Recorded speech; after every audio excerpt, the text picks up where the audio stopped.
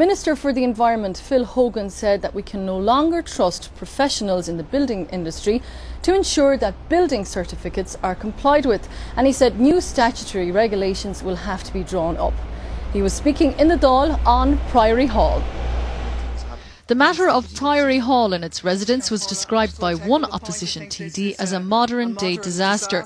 It's an absolute tragedy for the families concerned, evacuees from their homes for over 100 days at this point in time. And as we sit here, not a single thing is being done to rectify those homes. No work being undertaken, and they are no nearer to returning home or they don't want to return to that home because you couldn't possibly call it a home, but returning to another home. There were also calls for accountability. I mean, these people shouldn't be paying their mortgages because the bank valuer was wrong to pass them as being fit to be bought. And surely the builder, who is no doubt about it but the biggest culprit, but the builder, architect and engineer all need to be dealt with by the authorities. There has to be a law like. The Minister said he was working in conjunction with the Council to ensure residents were looked after, but the responsibility lay ultimately, he said, with the developer. But the Council arising in court proceedings have brought the developer on behalf of the residents to book.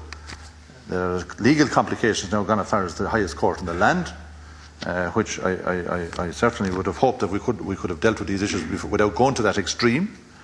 But I cannot meet because of the fact that I am a party to the proceedings insofar as helping Dublin City Council to meet some of the financial obligations of the residents. He said, however, his priority was to implement new regulations to ensure Priory Hall doesn't happen again. What I announced last year is going to bring back into vogue the sentiments that you were expressed about how we need to certify all these properties to ensure that professional people who we did trust to do the job on a devolved basis on behalf of the state failed to do so. And the residents of Priory Hall, unfortunately, are victims in this case. And there are probably other cases that we don't know of yet, which will come to the fore in due course.